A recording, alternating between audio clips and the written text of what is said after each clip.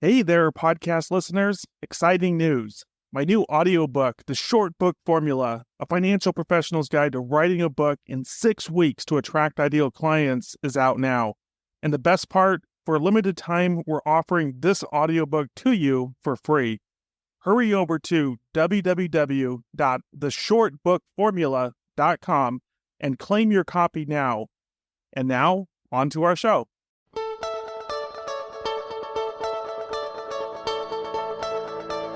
Hey everyone, this is Paul McManus, the host of the $1 Million Producer Show. But as of now, I'm actually the co-host of the $1 Million Producer Show because I'd love to introduce my new co-host to the show. You may have seen her a couple episodes ago, Tony Maree Torrey. Tony Maree Torrey is a performance coach. She's done a lot of work with me. I was actually just with her on Friday, which was phenomenal. She works with a number of financial advisors, especially top performing ones, high achievers.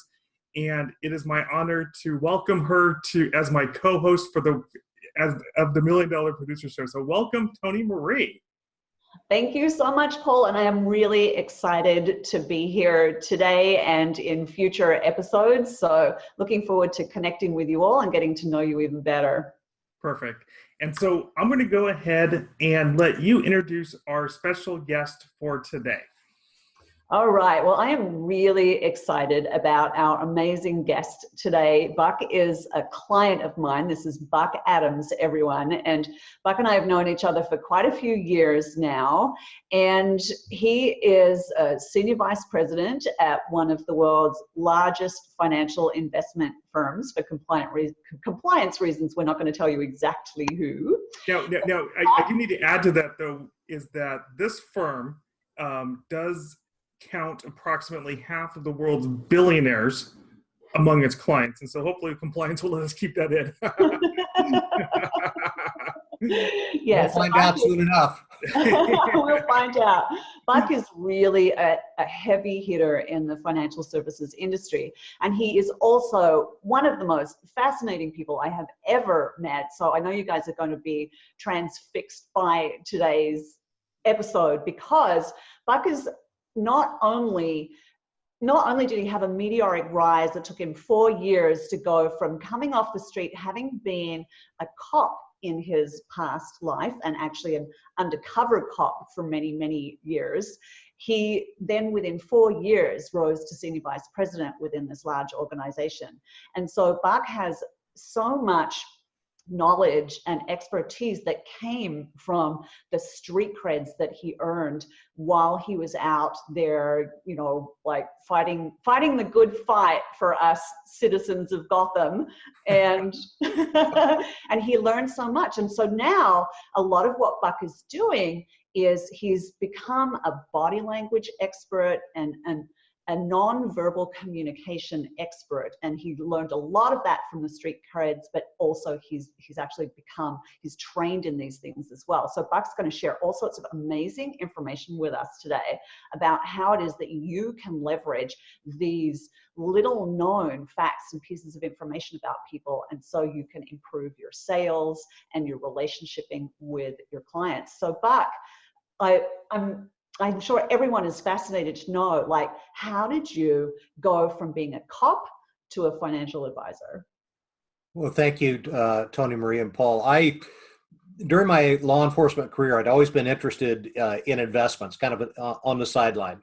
I just had that curiosity. I think I picked it up in college. And after a while around the police department, people would say, hey, if you want to find out about how to invest in our deferred comp plan, go see Buck, go see Buck, go see Buck. And I would literally sit there and draw little pie charts and asset allocation charts, and middle of the night, 2:00 in the morning, give them to some rookie and say, okay, go invest this way. And that led me to meeting some financial advisors in the industry in Anchorage, Alaska, where I was in law enforcement. And as I approached my retirement, people kept saying, you know, you really ought to look at doing this. You've got this sense of people and a way to just make people feel calm. And why don't you consider being a financial advisor? So I took the plunge back after 20 years in law enforcement. And like you said, Tony Maree, for some of those years I was deep undercover. I had long hair and a big scraggly beard, and was buying dope on the streets and buying shipments of stolen guns undercover. And most of the time you're unarmed when you go in on a deal, because you're going to get patted down. And if you're packing heat, then you're either a cop, you're there to rip them off, and you don't wear wires. Back in those days, the wires were literally the size of an iPhone. And the only place you could put them was down in your groin, and then tape them in place. And if you got patted down there, you were a dead man anyway. We actually kind of invented the early form of manscaping, because adhesive tape does not come off well. It was an unpleasant experience. I just tell you, we were so far ahead of our time and we didn't know it. Painful experience. But when I went into financial advising, I didn't know anybody with money, because police officers spent any extra money that they had, if any, in Alaska on snow machines and boats and things like that. But I was surprised to find that the skills that I'd picked up on the street were remarkably translatable to the financial advising industry. And people have asked me this question many times in my 25 years in the advising industry. How did you go from being a cop to being a financial advisor? And I've said this many times, and I think financial advisors and people in the insurance industry can take heart in this. I said, think about what you do. It's public safety with money. You get a call for help. You respond to the scene. You gather information. You collect evidence. You prepare a report. You take action. And most importantly, you keep people calm during crisis. It's public safety with money. Yeah. You meet with people, you gather their information, you look at their evidence, their statements, you prepare a financial plan, you implement that plan. And most importantly, when the market is shooting rounds past your ear, the best thing that you can do sometimes is grab your clients and push them down behind the engine block with you and take cover. So it's often not what you get them to do, it's what you get them not to do. Not to do. Mm-hmm. And I found that, in addition, the analogy to law enforcement was appropriate, but also picking up these signals that at the time we didn't have terms like body language, nonverbal communication. We called it street smarts, or why'd you stop that guy? Well, he looked hinky. Whatever hinky is, the technical definition is, but every cop understands that. Oh, he looked hinky. I got it. What was it you actually saw and that led you to have this impression? And that led me into an actual academic interest in body language. As it became more than just an ethereal term, it really became a science in and of itself. Yeah, so it sounds like, Buck, that part of what you're saying here is that it is really important for financial advisors to be able to set up rapport with their clients so they can influence them in times of panic. Like, there's a lot to do with natural leadership qualities here. And then also it sounds like their ability to be able to observe in order to influence is really important. Can you share a little bit about that and the sorts of clues and things that you as a body language expert look for in building rapport and being able to influence your clients? Hey, absolutely. Great. Thank you for asking before I wander off down some obscure path, which wouldn't be my first trip down that path, but nonetheless, here I am. So one of the things that is hardwired into us as human beings, absolutely wired in at the deepest part of our primal sense. Everybody's heard of the fight-flight response. That's one incomplete, and it's backwards. The real human response is because we were hunted by sight predators, primarily big cats. The first primal response is to freeze, then to flee, and then to fight. And there are reasons for that. How much calories you burn up. We were hunted by sight predators, so the lack of movement Maybe you didn't get spotted, so you didn't have to run away, lack of risk of injury. Okay, so we're not having big cats leap out of our closets or our desk drawers in our offices, hopefully. In all fairness, I do. It's a dog, but I work from a home office. But continue. Well, there you go. Yes, it's something. So, but it happens in slow motion. And one of the first things I teach is how to spot the freeze response. And I'll tell you, it's fascinating. In my when I do my public speaking, when a firm hires me to come in, or I go into a government agency to teach, one of the things I do is I have this big balloon I've blown up in advance. And inside that big kind of beige balloon is a little teeny green balloon that I've inflated, which is hard to do, balloon inside a balloon. But while I'm talking about the brain, I suddenly whip out this monstrous butcher knife and hit that balloon, and it goes pow, like a gunshot. And the first thing everybody does is they startle. This is the startle response. Why do your shoulders come up? Because you're protecting your carotid and your jugular. We were hunted by sight predators. So this instantaneous startle like that, why don't we do this? Why don't we? And then it can be followed by flight. Well, you can see these things in slow motion in your clients. It's fascinating to watch. The freeze response, because if you're there presenting the greatest financial plan in history, I got the best investment that anybody's ever heard of, and your clients begin to have their reptilian brain, their most ancient brain, kick in, you are now starting to see the freeze response. And unless you're in tune to that, you're going to miss it. And you're going to push on hard with whatever you've got this great plan, and you're going to miss this freeze response. And it looks like somebody literally will begin to get smaller in front of you. You'll actually see the shoulders start to raise or the neck start to duck. People who were animated will start to become still. That, in the people that I work with, financial advisors and CPAs across the country, one of the quote unquote tools that I've introduced to them is to simply use a video conferencing software called Zoom. That's what we're on right now. You're in, I believe, Alaska, Tony Maree's in LA, I'm in San Diego. And in my mind, it says, if we're, in person in a meeting right now, because we can see each other, because we can see our body language, because we can hear each other. It's remarkable because I've been in the online world for about 4 or 5 years now. And so something like this is very common for me. But when I introduce Zoom video conferencing to my clients, it's in many cases a complete game changer, because they're so used to either A, traveling to see clients, which can get expensive, or B, talking on the phone. And in that case, it completely eliminates all of the things that you're describing. And so I can really resonate with what you're saying. Yeah, the visual cues are important. I love this format. I wish our firm would have permitted us to use it. With compliance, it's tough to do.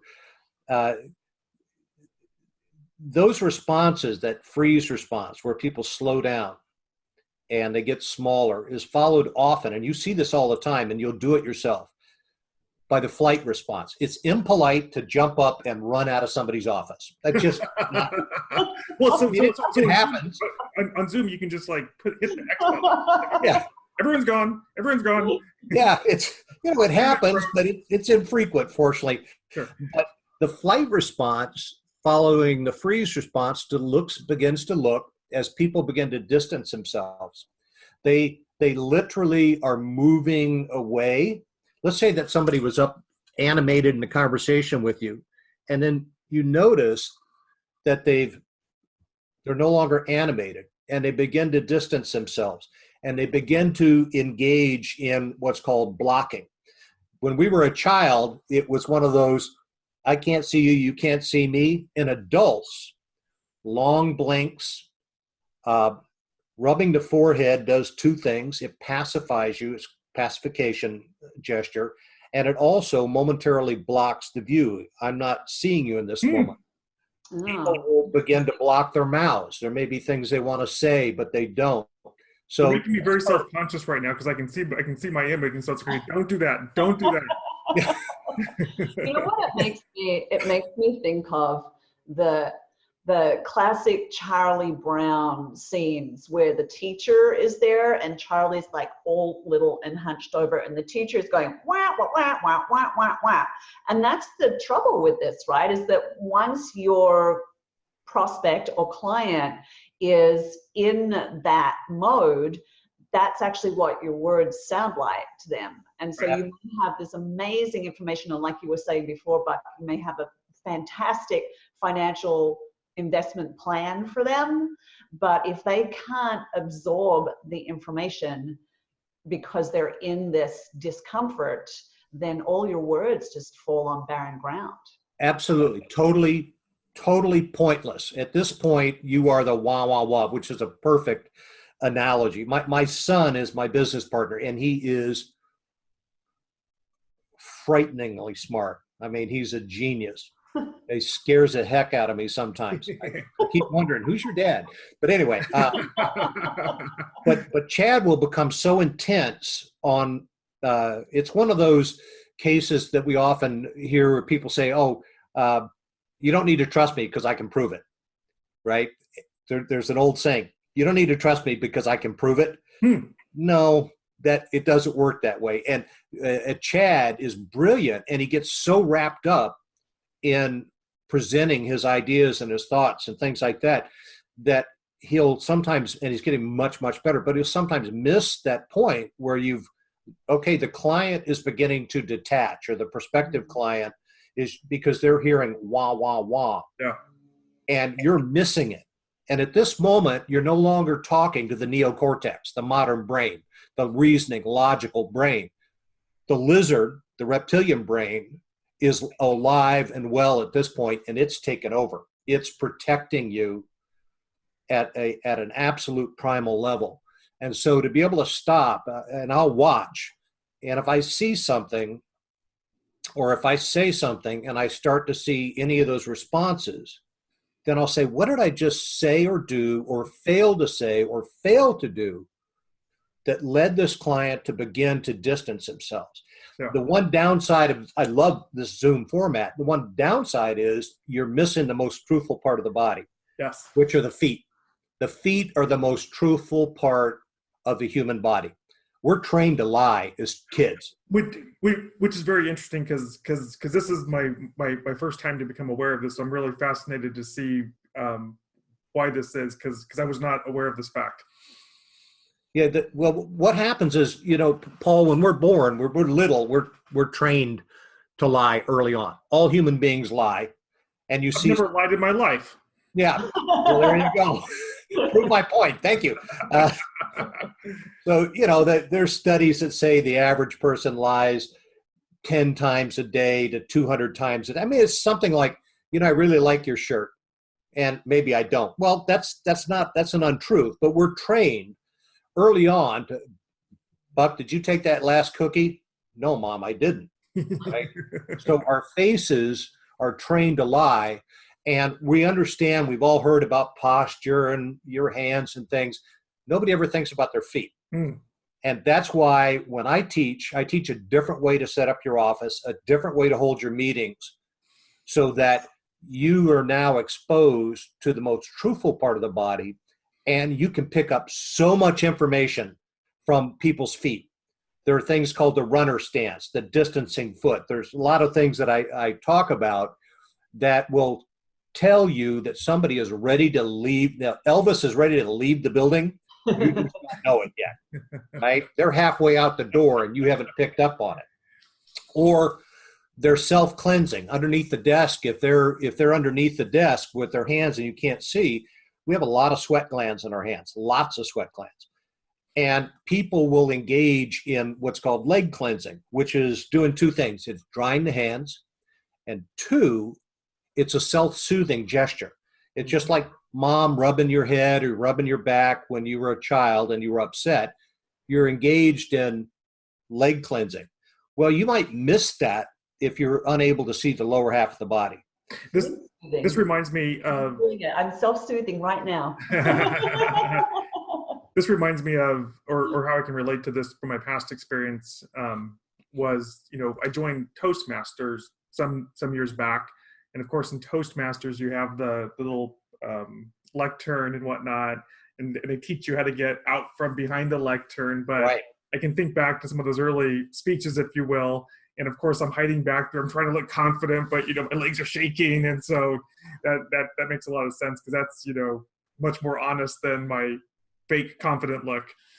Yeah, and we all, we fake it till we make it in this business to some degree. I had an opportunity to go speak at the State Department Counterintelligence and Cybersecurity Center.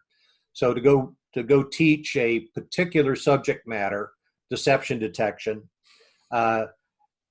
in a different length time frame than I'm used to doing it. And go to Washington, D.C., you walk in there, you're going to essentially be strip searched. They take away all your electronics. They escort you to and from the bathroom.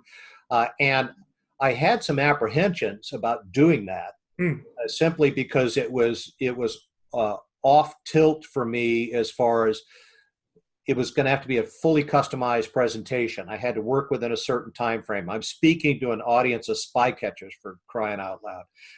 And I went, and Tony Maree said, "Why don't you come down and do some work with me?"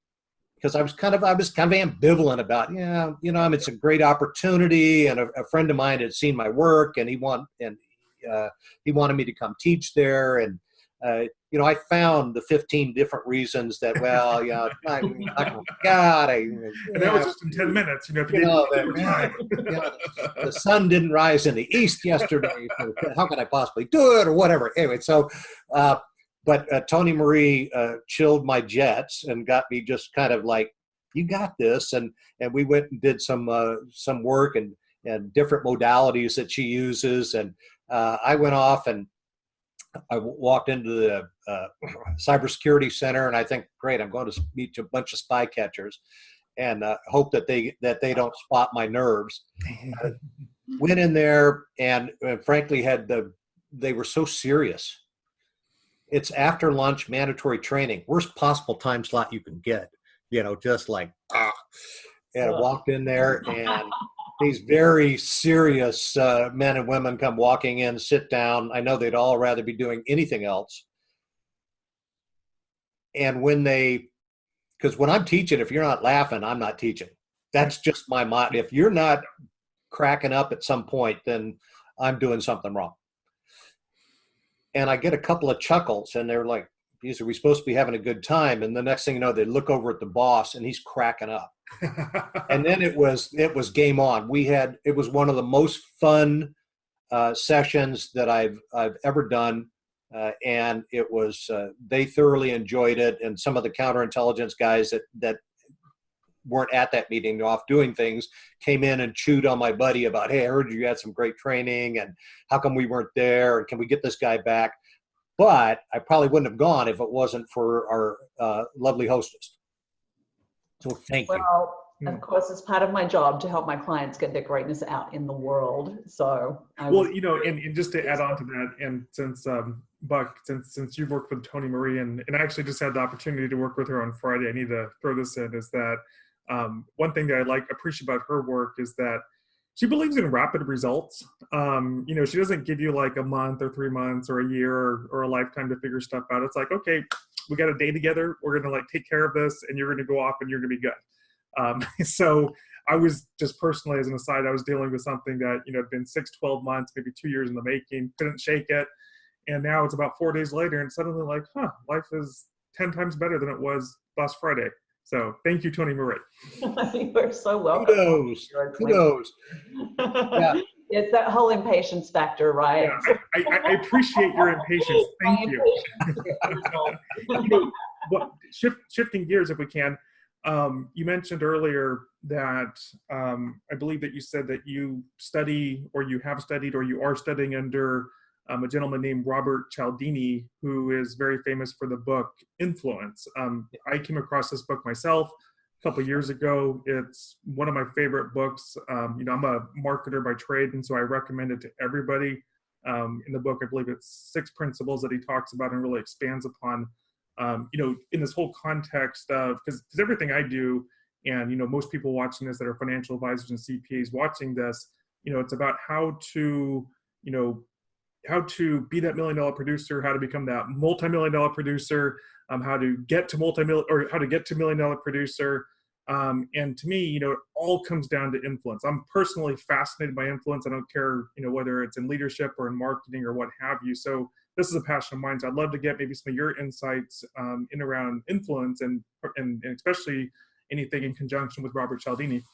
Well, absolutely. And thank you for bringing it up. My fascination with the nonverbals, as a police officer, you spend a lot of time staying alive just watching to pick up the little teeny itsy bitsy signals. It drives my lovely wife, Deanne, crazy that she walks in the house and I say, tell me about it. And she goes, wow. I said, let's talk about it. The other night she's sitting there, she says, I give up. Okay. And so, because they pay really close attention to what's going on around you and see things that people don't see. But I realized that after a while and I'd loved Cialdini from 1984 when Influence came out, and had the opportunity to go down and take a workshop in it's related to his newest book called Persuasion, which I happen to have right here, Persuasion, where his research led him to discover that it's that privileged moment before you make the ask in which you really have the most influence. And the name of my side company is Ethical Influence. And so if anybody wants to email me, it's buck@ethicalinfluence.com. That's it, buck@ethicalinfluence.com. Because Cialdini's work originated out of the idea that he wanted to do research in how to protect people from malice, malicious influence, from manipulation. Which, of course, marketers like me picked up on as a how-to guide on how to manipulate people. Absolutely. And then, of course, the industry said, hey, come teach us about what it is. And his principles that you mentioned, Paul, reciprocity and scarcity and social proof and authority and all those other things. And I thought, okay, we're all in the persuasion business every day of our lives. It doesn't matter what you're doing, you're engaged in some form of influence or persuasion. How do you do it ethically? Yeah. And when I took all the work that I've done in the nonverbal world and thought, okay, you're at that moment. Now what do you do with it? Okay, you've connected. My entire practice is based on connecting with somebody and not losing that connection and doing it in an ethical and honest way. As I've told Chad, I said, don't you ever forget, we're in public safety with money. Don't ever forget that. That's our business. That's what we do. How do you do that ethically? How do you move somebody? If you're in the industry, you know that you probably have a pretty good idea of what each client needs and what you have to fill those needs. You don't show them all 50,000 choices, right? You just drives people to distraction. So what do you do with it?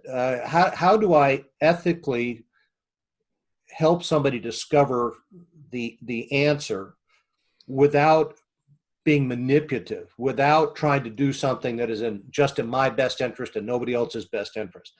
So I think all three of us are probably on the same page there, that what we want to do is we want to help people. So I am now a real fan of Persuasion. I took a workshop from Dr. Cialdini a couple of months ago, and then going back down in April for another workshop. And I think that his work is absolutely essential for anybody in the financial advising, the insurance, any business. And I would encourage them to read Influence. He came out with an updated edition of it, and then to read Persuasion, because that's really amazing research in there. I get so excited when I read some of the experiments that I know it's kind of geeky. Tony Maree. I was going to say you geek out. I'm ready to geek out right now. This is my stuff. I geek out. I mean, okay, so we got 3 geeks, or 2 geeks and a supervisor monitoring our activities. Tony Maree's probably like, We're running out of time. Yes, pick it up, pick up the pace. And Joe Navarro, he is a retired FBI agent, counterintelligence agent, and his books on body language are fascinating. This one is Louder Than Words, and his first one is What Every Body, B-O-D-Y, is Saying. Great book. And then this is a book you probably haven't heard of. I received a certification from Dr. Pantalone. He's a chief researcher at the Yale School of Medicine on instant influence. He has a process that's 6 to 8 minutes long. And I literally, the first time I used the process was to help my wife make a decision, to arrive at a decision. She had been, for a lack of better word, dithering for 6 months as to whether or not she wanted to undertake this major educational experience. And I said, do you mind if I ask you a question? And she said, no, go ahead. And I used this instant influence process. And 6 minutes later, I asked her, well, what's your next step, if any? And she said, I'm going to go get my licenses. Now, she had been struggling with this decision for 6 months. And the instant influence conversation, all it does, it was designed for ER doctors to quickly intercede with somebody who's in crisis, drugs, alcohol, spousal abuse, or whatever. It was designed for the medical profession. It works wonderfully in any business because it helps people answer their own questions. Yeah, I totally agree with you. I use it in my practice as well with my clients, and it's incredibly powerful. Yeah, go ahead, Paul. Yeah. Well, I was just going to, oh, sorry, Paul, you were going to say something? Go ahead. Yeah, I was going to ask, one of the questions I'm curious about, just whether it's body language or influence, and I think they're intertwined, is that, many of my clients and people that watch the show, they're quote unquote $1 million producers. And part of that is that they typically work with multimillionaires. They work with affluent business owners. They work with ultra high net worth individuals. If anything, I'm just curious, any additional tips or insights that you've gained over the years through your work in terms of specifically in working with ultra high net worth people or affluent business owners. What are some of those additional insights that you've come across over your years? Well, I found a lot of times in my experience is those people are as frightened, if not more. So a lot of clients, when they've amassed quite a bit of money, and I'm sure you've seen this, it goes from not how do I make it? Now the fear is how do I keep it? Mm-hmm. And it's interesting, having had multimillionaires sit in front of me, to watch those same freeze, flight, fight responses manifest, but it may be around different questions, right? It may not be about specific investments or specific strategies. It really goes to maintaining lifestyle and supporting family. And one thing I've always taught my son, this is a sidebar, is when you have a couple in your office, don't forget the quiet one. Do not forget the quiet one. The quiet one is the one that's going to make the decision when they walk out to the elevator or into the lobby. And don't you forget it, because a lot of times, and I'm not being gender specific here, but one spouse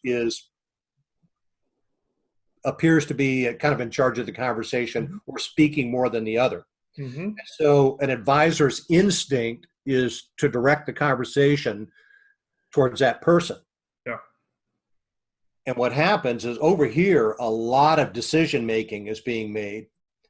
And when Chad and I are in a meeting together and he's engaged in the conversation, I'm busy watching the other person because there's a huge amount of information just radiating off of that person. So for me, I've found that those people with money can have as much primal fear or concern as those people who are struggling to make the money. Mm-hmm.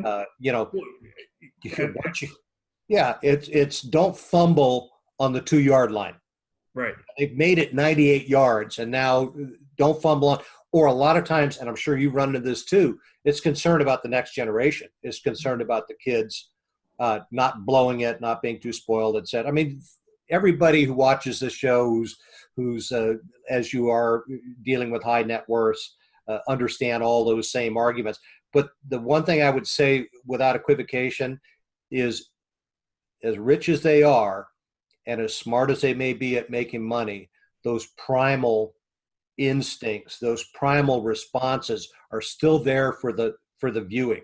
They're still there for the taking if you take that information and do something with it. Because the minute you start to see somebody disconnect from you, it's so, Paul, it's so subtle. And we get so wrapped up in how well we're presenting. Mm-hmm. Great, we're presenting well. How well are you receiving? Yeah. And the minute you start to see that static or interference, and let me dismiss one thing before we get cut off by our boss lady there. Yeah, I'm noticing. My buddy, my business buddy. Everybody says this to me. Oh, yeah, I understand body language. That's when they do this, they're not listening to you. That's totally inaccurate, right? It's all contextual. Men especially if you have anything to rest it on, frequently will get their hands out of the way and cross their arms. This could be an evaluative gesture.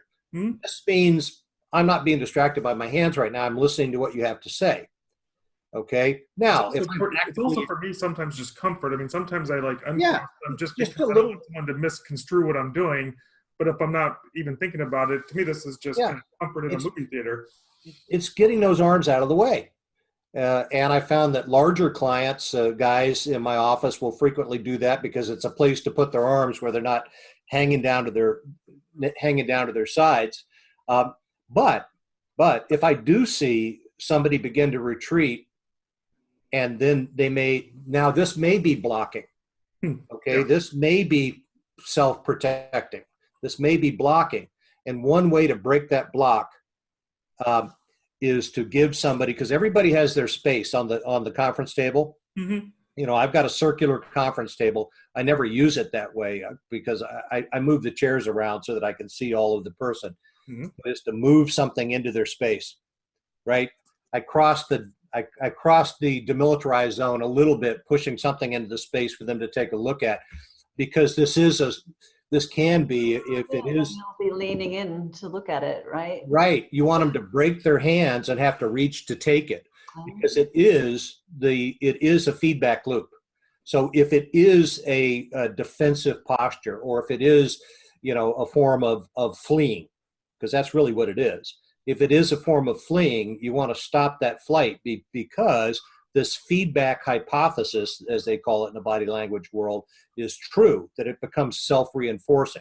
So if you determine it's not an evaluative gesture, you see a lot of times men, especially if you've got facial hair, will sit and rub their chins. Mm-hmm. Evaluative gesture, right? I'm going to pause you there just because we're at time, and I want to make sure that everyone knows how to get in contact with you, because if you don't want to have to read like the 20 books that Buck just suggested, and you want to get I want the reading list. All the brilliance in one package deal. I'm going to email you later for the reading list. Himself, because he is the repository of all this brilliant information. You guys have had a taste of it right now here today, but I have seen Buck. He has an amazing keynote speech that you could have him give to your organization. He also conducts workshops like he did with the State Department. And so if you would like to connect with him, email him at buck@ethicalinfluence.com. And we do sadly need to wind it up. We're right at the top of the hour, and I know Paul and I both have hard stops. So really, really appreciate your time, your energy, and effort on this amazing information. And Paul, thank you. I will let you have the last word as the originator of the show. Sure. Yeah, no, it's interesting. I'm resonating with a lot of what you're saying, Buck. And so thank you so much for being our guest today on the $1 Million Producer Show, it's just like you were talking in the context of maybe in sales, just even in the dynamics of this, bringing on a co-host to work with me on this show, I can, there's a lot of similarities there, because too often we get caught up in what we're saying and we don't pay attention to the things going around. And so, if you're looking to influence somebody, the ability to really observe, be aware of what you're observing, it's critical. It's a critical skill. So thank you so much for sharing your wisdom and insight with us today. Hey, my pleasure, and thank you for having me. And I gave you the slow triple nod technique and exposed the side of my neck, which shows that I'm comfortable. Anyway. Fantastic. Thanks, guys. I appreciate it. Thank you so much. Thank you so much. Bye-bye.